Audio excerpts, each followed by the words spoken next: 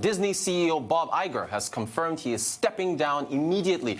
The Walt Disney Company has named another Bob Chapek, most recently chairman of Disney's Parks and Experiences and Product Business, as his replacement. Now, Iger will remain executive chairman through to the end of his contract in December of 2021. Iger's most recent coup was orchestrating a $71 billion acquisition of Fox's entertainment assets and launching the Disney Plus streaming service in November.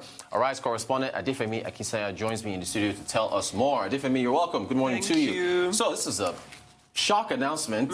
Why is he stepping down? Well, according to Bob Iger, he says that it's the optimal time to do it. He feels as though Disney's long-term business objectives have been reached under his control. Things like you mentioned, the acquisition of 21st Century Fox entertainment business, the purchases of Pixar and Marvel are definitely tenets of his legacy that he thinks that he's been able to achieve as the leader of Disney. So naturally, as you said, he wants to stay on in a creative capacity as chairman up until the end of his tenure, which is at the end of 2021. But ultimately, there hasn't been a very an extensive amount of information in terms of his directed reasons for leaving.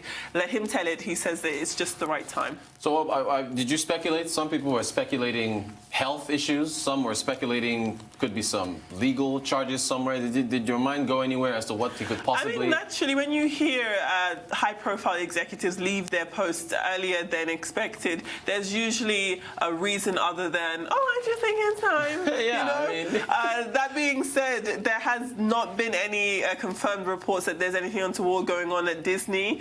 Bob Iger has long been a valued member of the team, especially by investors. They've appreciated how he's been able to turn Disney around during his tenure. So again, if there was something negative or something in contrast to the type of legacy he's built for himself at Disney, we'd definitely be interested to know. But as far as it stands, he's controlled the narrative over his departure, and he just says it's the optimal time for him to leave. Very interesting. And of course, the contract runs through 2021, right? Okay. Let's well, see. I mean, yeah. If something is going to come out, it'll come out over the next few.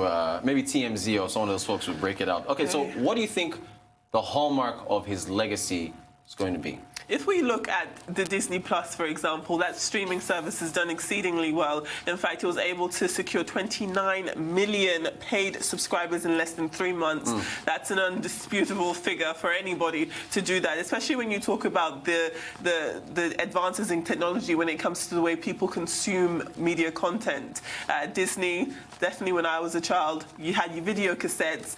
My favorite Disney movie was The Aristocats. I don't know if you've heard of that. That was the Cats in Paris, please. Oh, okay, let's not play these games. That's a popular pick. That's interesting. That is my favorite. Okay. So they've definitely gone from the 80s and 90s of using video cassettes to DVDs, and then really struggling with this television arm on cable and networks. So for them to successfully take all of that content and put it on a streaming service where people are paying every month, it is definitely an example for people who want to do the same in that type of space.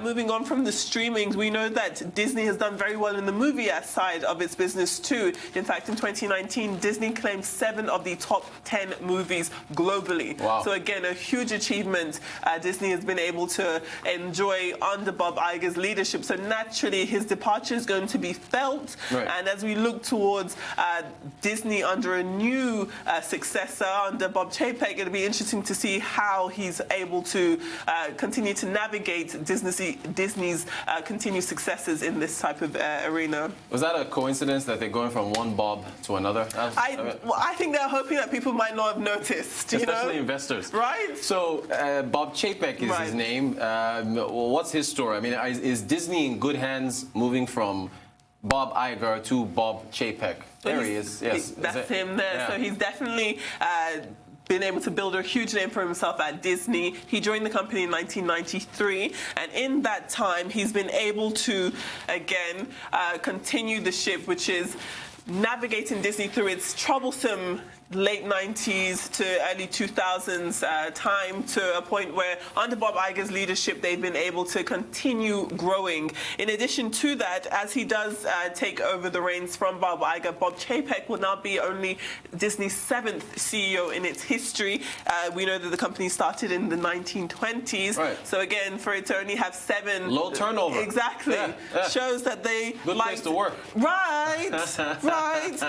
As you said in your introduction, Bob Chapek has been the leader of Disney's Parks and Experiences. Before that, he was head of consumer products. He also is leaving that portion of the business in terms of products and being in control of that to be at the very helm of Disney. But I guess if we look at his tenure at Disney, we know that he has been at the company for more than 20 years, and that he has continued to lead its parks, those types of experiences, the things that children are more likely to be in contact with, the theme parks, the cruise ships, products, and things like that. So definitely, they're hoping it'll be a smooth transition from one Bob to the other. Now, it's interesting that you mentioned theme parks. It's also interesting that you mentioned cruise ships, because those two have been closed down because of the whole coronavirus issue. I know Disney closed down one in China and one in Hong Kong or something like that. Oh, the Hong Kong one was because of the protests, I think. Right. Okay, so do you think that, with the time we're in right now, with Chapek still trying to look at how the parks and so on can be run while the virus is affecting revenues and so on, do you think he's in for a challenging time?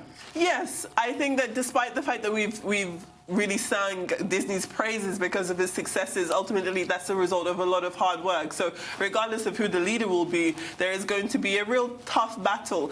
Even as much as we can say that they've done well navigating the streaming space, that's going to be a continued fight as more players come into the market. You've got the likes of Netflix wanting to extend its geographical reach with opening up shop, or at least testing the waters here in Nigeria. So there's going to be lots of competition. We've also got our in-home streaming service, Arise Play, which is coming up there. So there's going to be a real fight when it comes to displaying content in this way. Ultimately, when it comes to Disney, aside from their original stuff, it's going to be a challenge to continue to see people being able to comfortably part with their money for things that they may have already seen before. Ultimately, in the last year and the past 6 months, we can see that they've obviously done very well with the 29 million paid subscribers in less than 3 months. But we can only hope that it continues to move in that trajectory. Good stuff. So how have the markets reacted to the news? Well, it was a shock, a departure, so naturally there will be some type of ramification on the markets.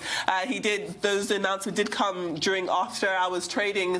So if we do look at that number, shares in Disney fell around 2% in after-hours trading. But again, those are things we can anticipate when it comes to shock announcements. Definitely in today's trading, and as we look forward to the end of the week, we can see that we could expect, rather, that Disney's share will continue to stabilize and continue to reflect a company that's doing well. It is worth noting, though, that again, under Bob Iger's leadership, he's been able to increase Disney's market share by fivefold during his tenure, and Disney, as it stands now, is worth $230 billion.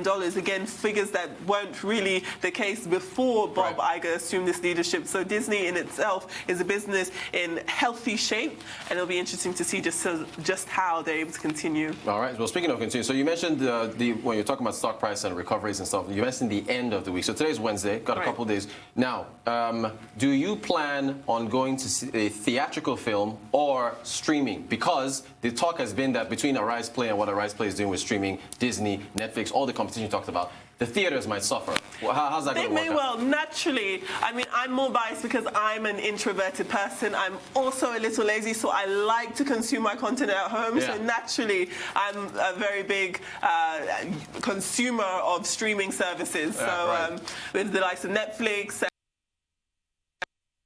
and